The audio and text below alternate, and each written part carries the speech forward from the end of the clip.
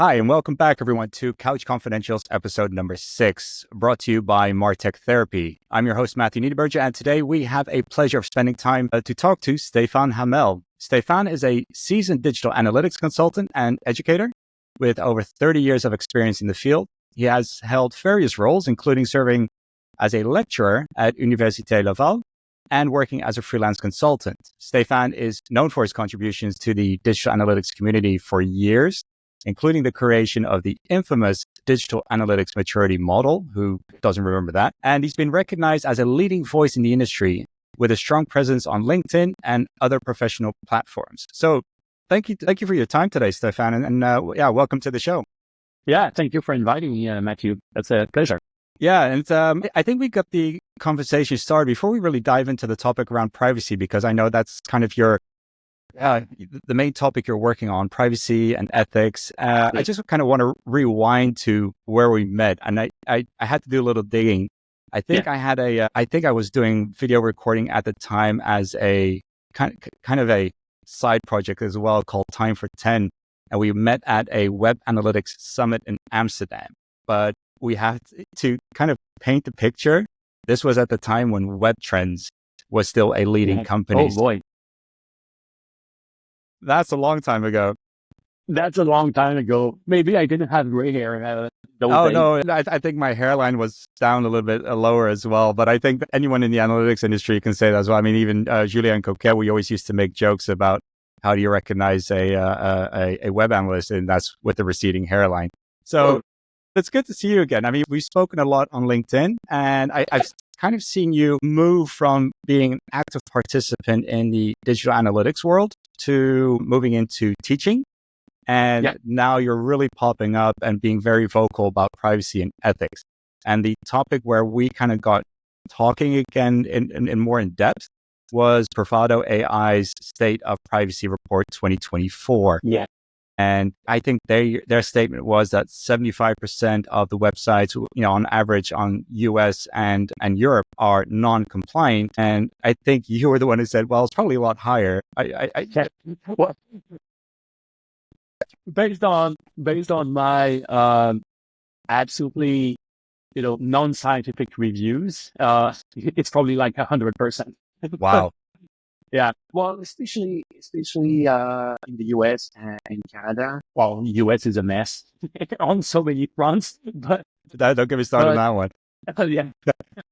But my interest is obviously mostly about Canada, because that's where I live. And sadly, there was a regulation that was supposed to get approval from the parliament. And now with the changes, the elections coming up, that regulation is basically just dead. Yeah. So each province is left to decide how they want to handle privacy. And Quebec, where I live, is something that is actually very, very close to GDPR. But it has been, there was GDPR, there were multiple phases, and the latest phase was just this year in September. Companies are really slow to get it, like to see that it's not just constraints and pain in the butt and stuff like that, but really see it as an opportunity to rethink their marketing and rethink the way they are doing business. I guess similar to what happened in Europe a couple of years ago, where until there are clear cases that make noise in the industry or fines, companies are just like, it's risk management. What's the risk? Pretty much zero. So we have other things to do. So let's put that aside, check the boxes and say, oh yeah, do we have a consent banner? Yes, we do. It's not actually doing anything, but we have a consent. Things like that. So honestly, I've been struggling to make my voice heard here in terms of really. I'm very vocal. I'm sharing a lot. I'm showing examples and stuff like that. You know what? Actually, it's not generating any business, because companies are either working with lawyers, working on the privacy policy. Yes, you need a consent banner, but oftentimes the lawyers are obviously not opening the hood and looking technically how it's working. Yeah. So when I do audits, I find a ton of issues that are just slipping through. So I was expecting to be swamped by a huge amount of requests and work and so on, but it's actually not the case. I'm actually spending more time looking on my own, looking at businesses or through my own experience dealing with, just recently there was I purchased new furniture and the delivery person simply asked for a voice confirmation on his phone. Oh, wow. I've never heard that one before. Yeah. So it's essentially using biometrics in a way that is not to authenticate you, but you just have to say, yes, this is me and I'm okay with the delivery. And did you have to state your name? Yeah. Yeah. Wow. That brings back vibes of Enemy of the State with Yeah, we hear so many stories about the voice cloning and fraud and stuff like that. So I was quite surprised, and when I looked at the policy, yes, on the website it says we're using voice to confirm your delivery, and that goes back to the times of COVID, where contacts and everything. But it's not the case anymore. So is it proportional? Is it acceptable to record the voice? So I guess if there was an issue later on, they would dig back the recording and say, yes, this was you. You said you were okay. So it's like, okay, it's not marketing per se. It's not related to the website, but it's a personal experience that, oh, wait a minute. That voice is a biometric and it's pretty sensible. It's pretty easy to clone these days. So I reached out to the company, and of course, the answer is, oh no, we abide by every law and we're okay. And we take privacy very seriously, of course. What was your main concern at the time about your voice? Is it more like storage or the security around? I have no clue. I have no clue about the storage, the security, how long they're going to keep it, what they're going to do exactly with it. I don't know. If it's on the delivery guy phone, happens with it? Yeah. I have no clue.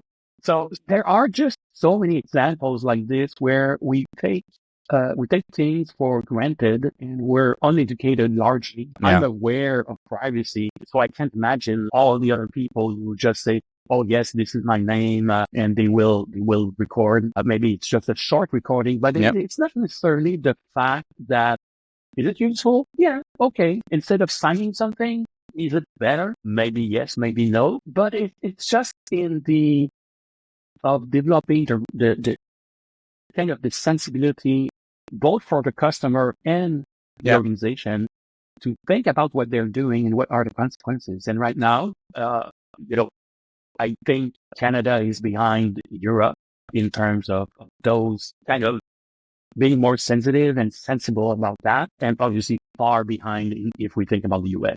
Yeah.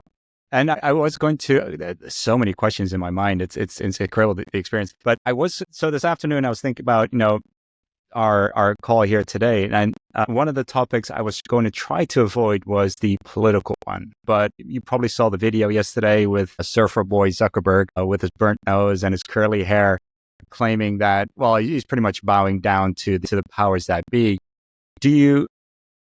Your experience is from Canada. It's still Canada today. We don't know a few months from now. Crossing my fingers. Yeah, exactly. But it's interesting to see. I'm trying to find comparisons between Europe, Canada, and US. You mentioned that on a national level, the plans have stalled because of Trudeau stepping back and new elections being announced.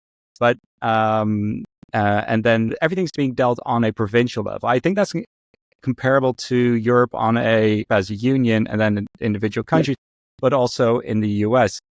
Is it also safe to say that the lack of knowledge around privacy, the potential dangers around misuse of personal data due to the incorrect implementation of consent methods, the storage, retention, is that going to be I didn't want to go that political route. Is that going to kind of further divide countries even more, or provinces in your case? You say Quebec is a little bit more advanced than the rest. Yeah. Is that going to split the divide even more? That lack of understanding? Yeah, I think so, because, one of the events that really was significant in Quebec is that the largest financial institution, they had a huge data leak of, I think it was or 9 million records. So it's essentially almost the whole population of the province because it's the largest financial institution. It has a long history. And the data leak actually happened because of someone who was working in marketing internally for that institution. Oh, wow. And it's been going on for years. So of course, following that huge data leak, it was a wake up call. So it was this institution. It could have been any other one because that was an internal job. And of course, there were a lot of details about financials and personal information, things like that. And it ended up on the dark web. So now we're all at risk for until we die. Yeah. Actually, I woke up one morning. I went to here in Canada and like in the US, we have credit companies that put a score on you and stuff like that. And so I went to my TransUnion account and saw that I had a loan, $20,000 loan on a car, and my home address was changed. So where did the data come from? Where did the fraud? What was the source? Was it financial institution or was it something? Could be something. Yeah. And where was the process to ensure that somewhere? And it was for a bank that I never did any business. So there was something in the process that didn't work, obviously, because they didn't check. They changed my home address. So suddenly I was not living in the same province anymore. Oh, that's creepy. What didn't work? So I tried to, of course, call TransUnion, get that cleared up, and then call the bank, and they were all confused. I had to call multiple times, wait on the line. It's very frustrating. Like you're the victim here in that scenario, but you have to waste your time. You have to prove that you are who you are and that you didn't actually take that phone and so on. It might happen anytime in the future. I love that. I love that statement, though. You're the victim, but you need to spend time and money and resources because of their neglect of privacy safety. Wow. Yeah, that's... And the joke is when you talk to the bank and you say, well, can I know where was the issue? How come you accepted to give a loan without doing the proper validation for the address and stuff like that?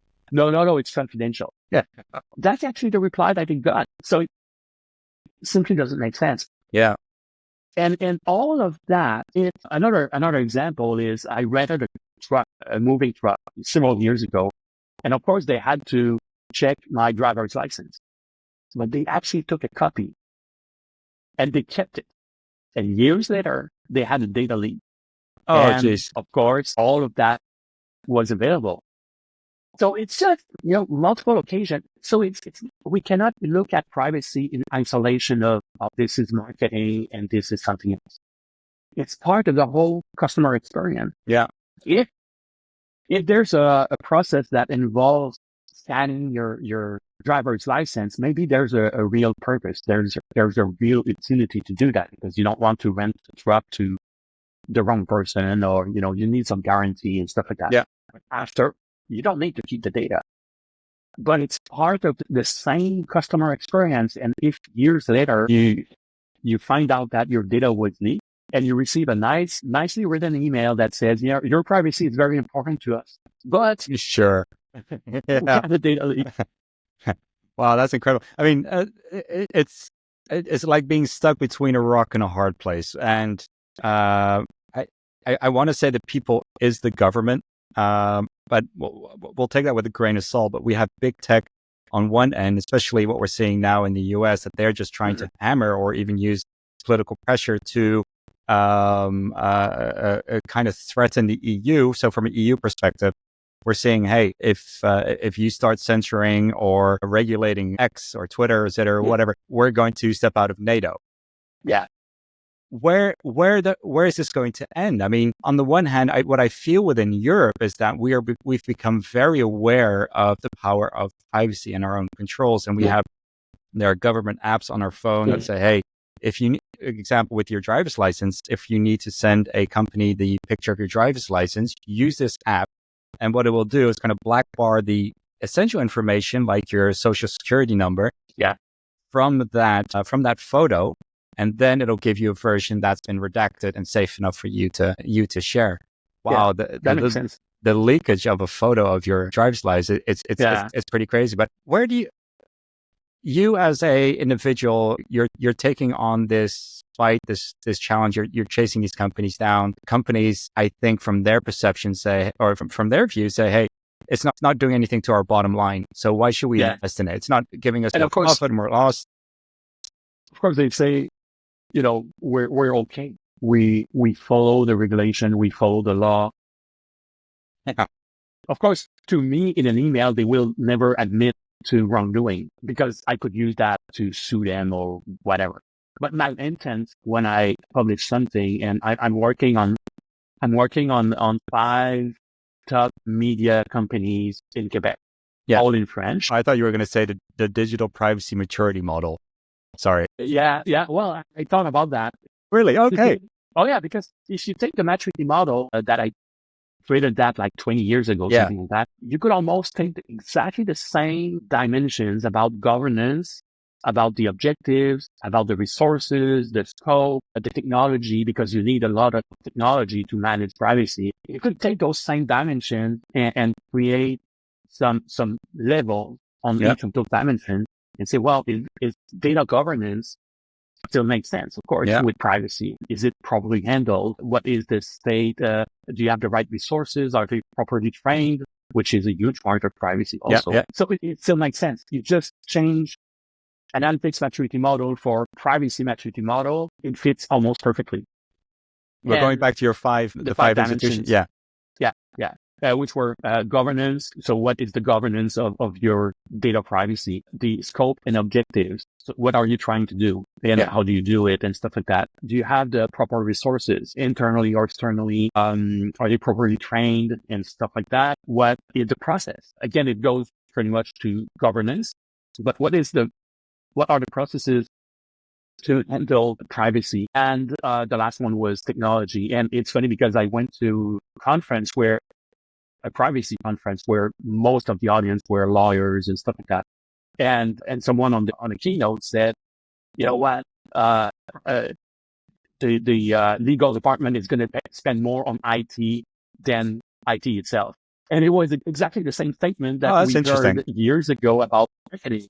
When people were saying, marketing is going to spend more on technology than IT. And now, from a legal perspective, that's a statement also that you need to have proper technology to manage all of it. So it adds to the complexity of it. So back to what you were saying about, the state of the US, Canada, Europe, and polarization and stuff like that.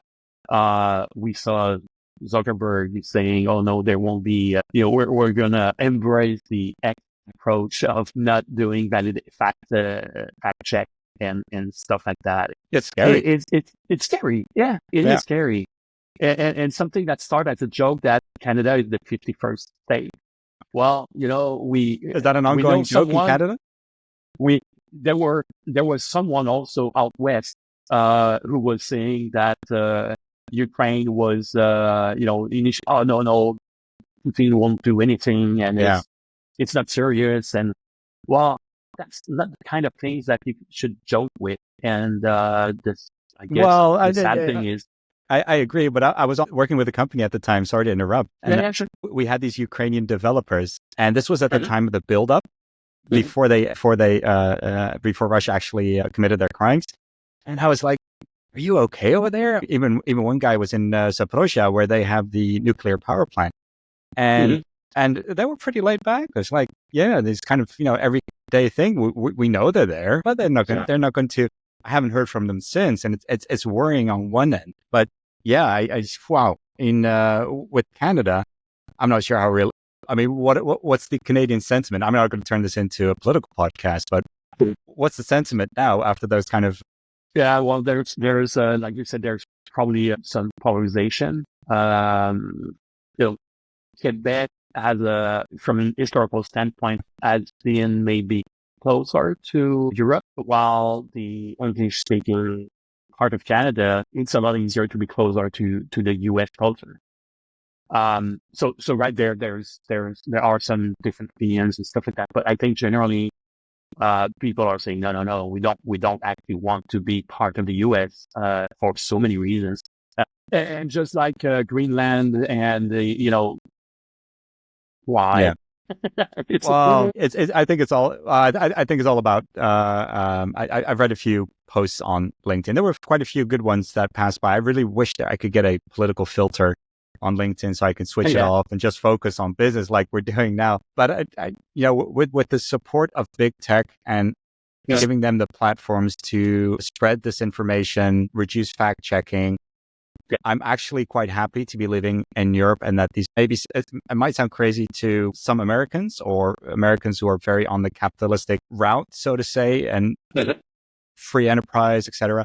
But I'm glad that there is protection for me as a citizen of Europe. And I live in the Netherlands. I was a US citizen, but I denounced my citizenship purely for tax reasons. Uh, but I really feel safe in Europe. And it's so difficult to say how that will turn out to be yeah, in the US. They're going to know everything. Sure. I mean, if we go back to analytics now, and privacy attribution is difficult. It's very hard. With yeah, with of third course. party data, all the regulations around that, it's very difficult. But we just don't know what is going to happen with our data. We don't even know what Google's doing with our data, let alone if we get rid of all the regulations and let big tech do their thing. Yeah. You could probably write privacy, you could probably delete it from the dictionary at that point. Yeah, exactly. And one of my shift toward privacy was gradual, and one of the turning points, besides my data being leaked and so on. Before that, I went to a conference in Europe, and a bit at the last minute, I was asked to do a Q&A on stage with Christopher Wiley, the Cambridge Analytica whistleblower. But Oh, I wow. also spent 45 minutes stage with him. Yeah. A very special guy, brilliant and everything. And I had two things that I was wondering. One is, the first one is, did he become the whistleblower because he had a change of heart and that was the right thing to do? Or was it because a journalist was running after him for a year and she was about to come out with the story? So he didn't have really a choice, but he never really answered that. But he was very honest and transparent, but that was after the fact. And the other thing the other realization is that there's very little difference between marketing and propaganda. There's very little difference Oh, there's a between quote. selling t-shirts or selling an election. Yeah. There's very little. So at that conference, I asked the audience, if you were in a marketing role where you have an amazing data scientist team, you have a huge amount of data, you have the money to do whatever you want, and you're going to do campaigns to sell shoes and t-shirts and stuff like that, would you take the job? And of course, in the audience, most of the people said, oh yeah, that's awesome, And then I said, well, switch that and say, instead of t-shirts, you're going to sell a specific individual from a political standpoint, and you still have the very efficient ads, the very efficient data scientists, the data and everything, but now you're going to sell the benefits of electing such person. Would Yeah. you take the job? And then you saw the ends going down. Not all of them, but many of them. So there is no, in my opinion, there is no real difference. So, marketing is marketing. Whether That's true. you try to sell a fridge, we have a saying here, selling fridge to Eskimos. Yeah. Whether you try to sell a fridge to someone who don't actually need it, it's a bit stereotype, of course, but it's an old saying. My realization was that propaganda is all fine until people realize they've been manipulated. So if you take Cambridge Analytica, the campaign was amazing. The ads were super, super efficient. It was the perfection of advertising and marketing. Everybody liked it, except when they realized that they've been, maybe some people realized they had been manipulated and it didn't change their mind or didn't matter. But with the changes from X and Facebook and so on, and with all the data brokers also who suddenly have even more freedom to do whatever they want, even more than before, then we're all going to be victims of propaganda left and right. Right? It will stop. No, And it's going to get way, way worse. yeah, and So it's going to spread what into is our Europe as protection? well. Yeah, no, Yeah. exactly. And it's I've always had this thought in my mind in that growing up, one of the biggest stories always was cutting wages for teachers, cutting budgets for schools. Yeah. And I don't want to sound like a conspiracy theorist here, but getting really off course here, but I think that decline in that budget, in being able to educate people to think logically and rationally, is having its effect at an at an incredible rate right now. So much so that, like you said, that the information that you're being shared in combination with AI is like putting it into overdrive.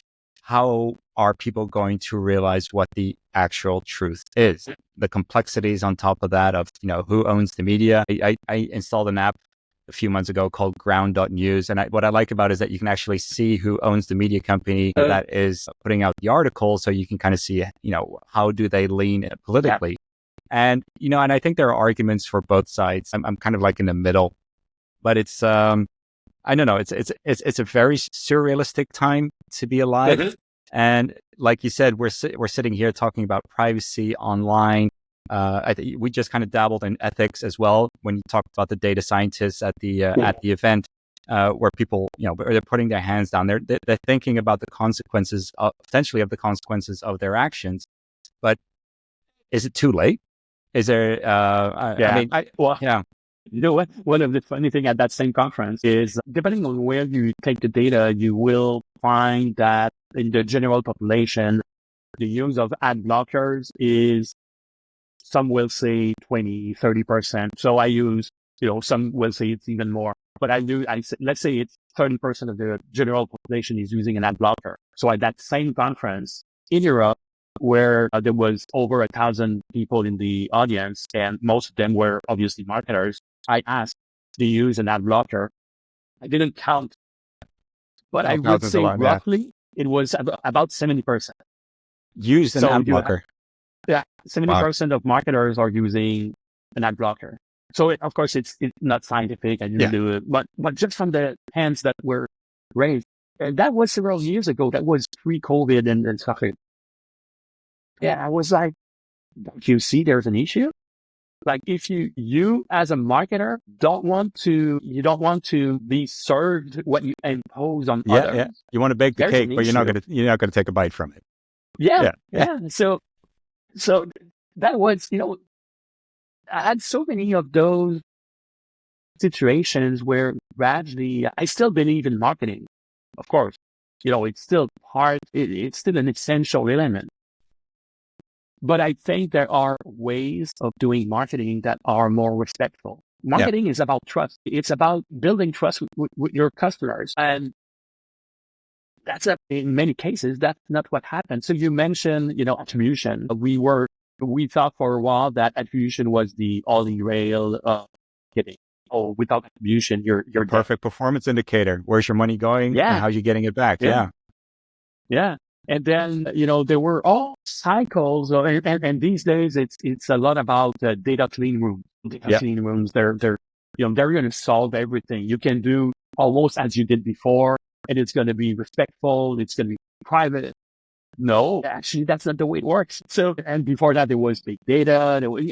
There's always something that makes marketers dream about the perfect scenario. Well, in reality, and that's why I like teaching and seeing that the students, when I'm teaching marketing at the MBA level, and seeing that when they enter, it's one of the first course of their program, and they think marketing is all about influencers on Instagram. I'm joking, but it's almost the real thing. Channel. Yeah. No. Oh yeah. Single channel, and it's all about virality, and it's all about. I think everybody's kids at any kid right now between 18 and 8. I've got two of them in between that age range. They've at least at one point said they want to be an influencer. They want to go on YouTube. They want to go on Instagram and get the likes and the followers. Yeah. 30 5 years ago, I think, when I was studying in computer science, everybody wanted to work in the gaming industry, and now it's influence.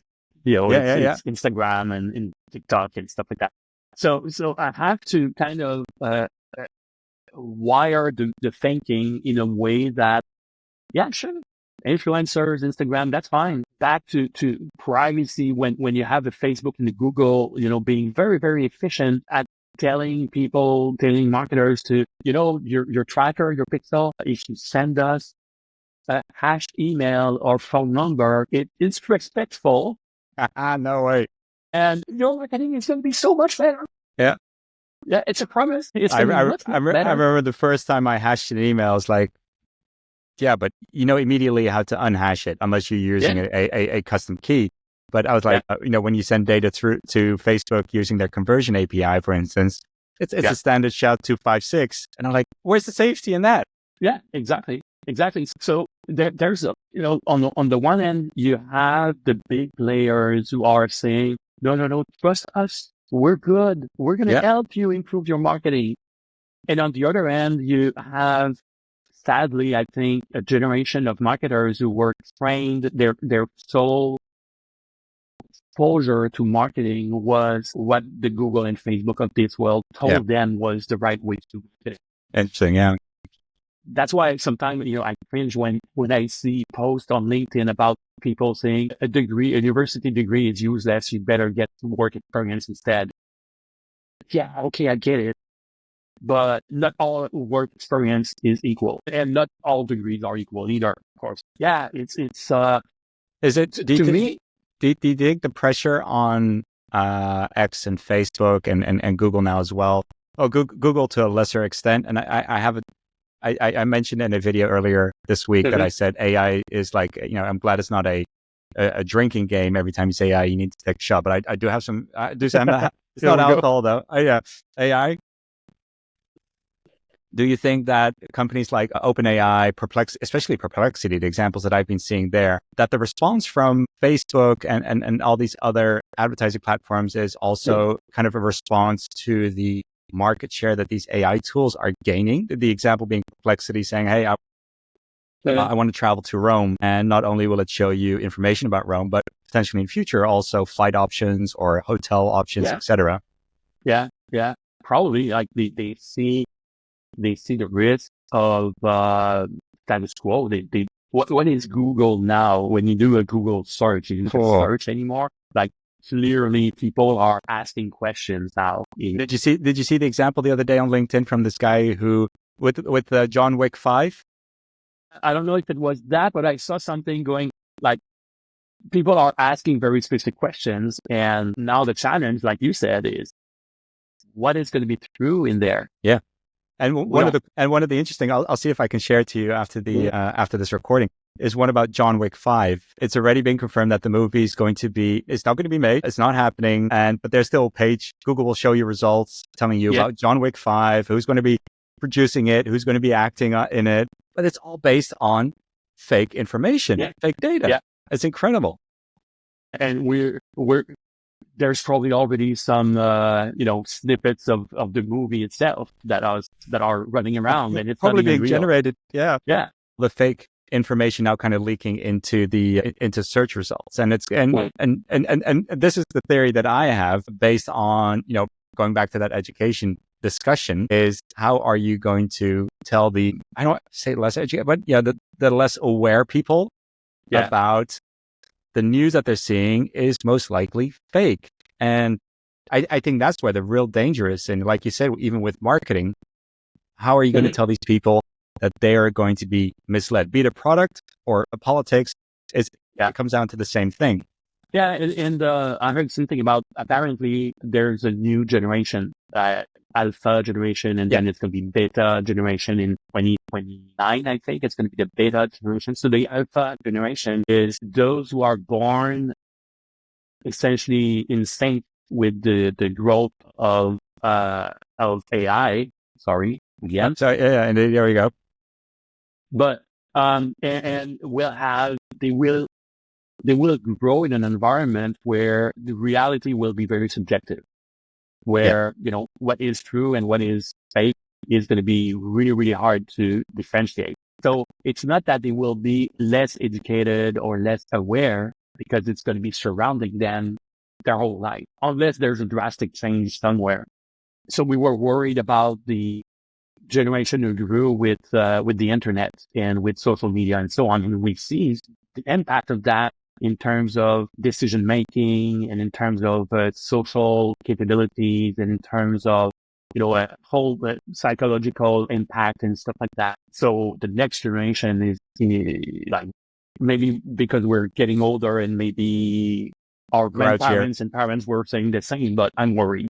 Yeah. Oh yeah, definitely. So yeah,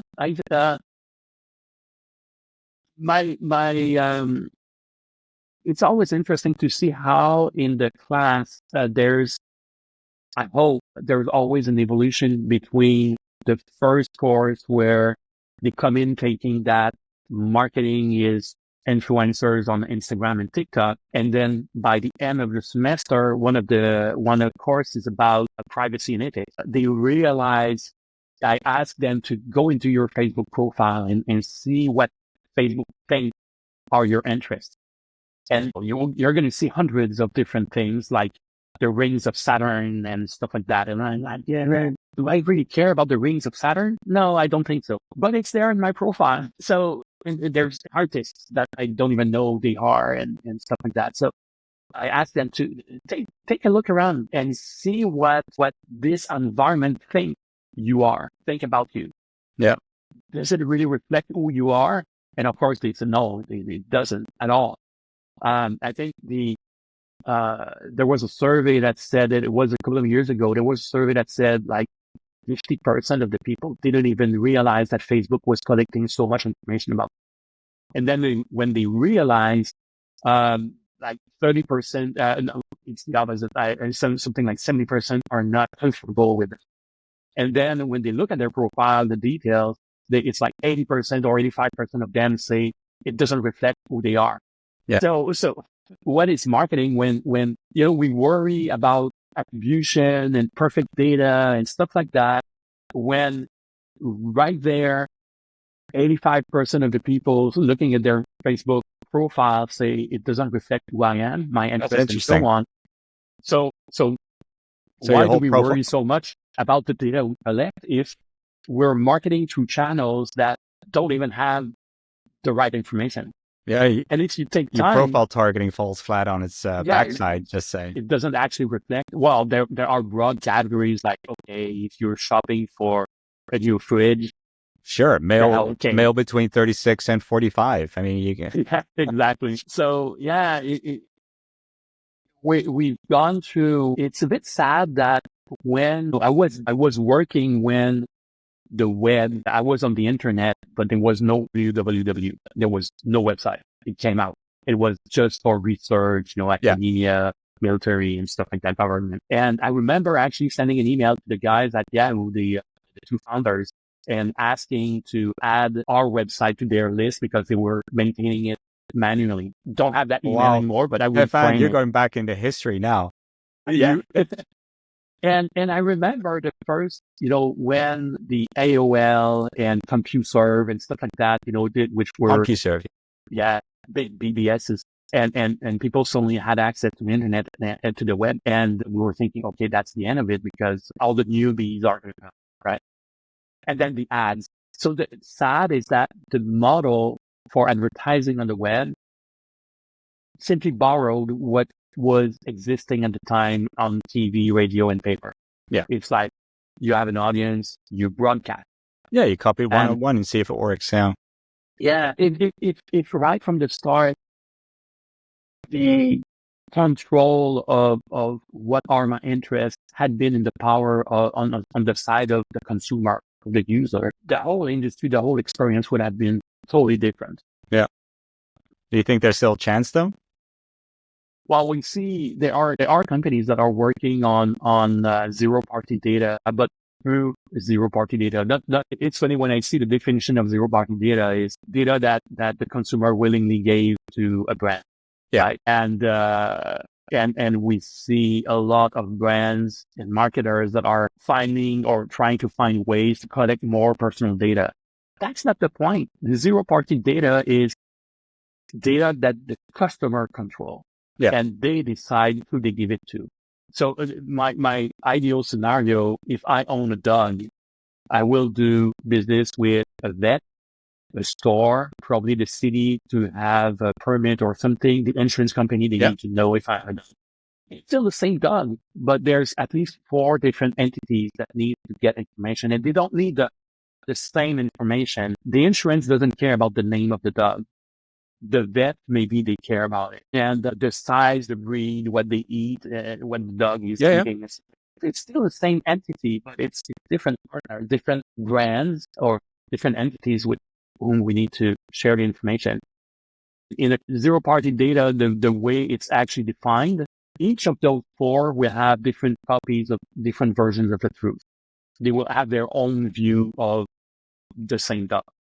But if it was really true zero-party data, I would control the data. And sadly, the day the dog passed away, I just have one thing to do. It's delete the data. And it deletes all of them.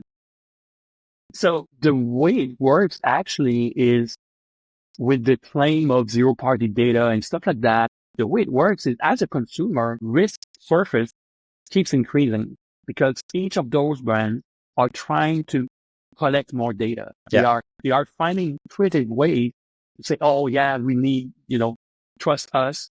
Your privacy is very important to us. Give us a little bit of your life and we're going to take care of it. And then we lose control. Like I use 1Password to manage my password. I have hundreds and hundreds of different accounts everywhere. That's my risk surface. The likelihood that one of them is going to have a data leak is 100%. It's going to happen again, as it did in the past. And we don't have much control. So I've grown much more sensitive about that. Even if I continue to obviously use the internet and the web, and I'm still on Facebook, but I don't know how long I'm going to be there. I'm still on LinkedIn. And there's a company out there with your voice, and now also this podcast recording. But coming back to responsibility, I think there's a quote somewhere that I read sometime about living in a democracy is about being accountable or being responsible. I think is one of those two. And do you think that when you look at the zero-party type solution, and I think I've either read it somewhere or had an epiphany somewhere middle of the night saying, oh, maybe this is a solution that you kind of control that data on your own devices, encrypted with a biometric key that people, and you get to open or check mark the data that you want to share and control with specific vendors. Yeah, I can just see the resistance of all these big tech saying, oh, no, it's safe with us. But who's going to this responsibility going to lie with? Is it something that the individual needs to wake up to, or should we still be dependent on government entities? I think it's probably both, in the sense that government will take action and enact new laws based on either the abuse on one side or the pressure they get from the consumers. Like in the case of the financial institution, the huge data leak, the government of Quebec didn't have any choice. They had to do something to reassure the population that, yes, there's a limit and we want to protect you individually and your privacy. So I think it's probably, there's always, it goes both ways. It comes back somewhere, and sometimes the middle is kind of shifting. It's like the North Pole. It keeps moving. Yeah, so I think it's both. But sadly, what I see right now is in Quebec, the law is there. The lawyers are working very hard. Some companies are taking it more seriously than others. But what we lack is actual real case example. Here's a scenario. Oh, but that's always the case. Here's what is going on. Yeah. You're not going to put in a speed bump until a kid gets hit by a car to realize, hey, this is a dangerous spot, while the whole community has been shouting it for years. Yeah, it's unfortunate that it needs to work that way. Yeah. And what I realized is that when you talk to, first, when I post something online on LinkedIn, when I post an article, lawyers will never comment on it because it's part of their training. And Yeah. I understand that. Be it here in Quebec or in Europe, lawyers will not comment publicly on, even if it's a fake scenario. Maybe they will, at best, they will give very, broad, article XYZ. They know it by heart, but they won't take a position saying this is the right way or this is the wrong way, because it always depends. They're really good consultants. But at the same time, also companies, obviously, it happened in the past in my articles that I said, this company is doing that. Yeah. In my opinion, it's right or wrong. And of course, I have my acronym IANAL. When you see it written, it sounds a little bit odd, but I'm not a lawyer. Of course, I'm not a lawyer, but everyone is entitled to opinion. And as a consumer, if I do business with such brand, I'm not afraid to mention this company, this experience with them. We leave reviews everywhere. Why are we so shy about sharing our experience and saying, this company did it? It happened also. I will write articles where I say, this company actually did something really good. And sometimes I will say, well, my experience, in my opinion, this and this, maybe the consent banner is not appropriate. It doesn't give equal choice to consent and reject or things like that. We're all distracted by Instagram reels and doom scrolling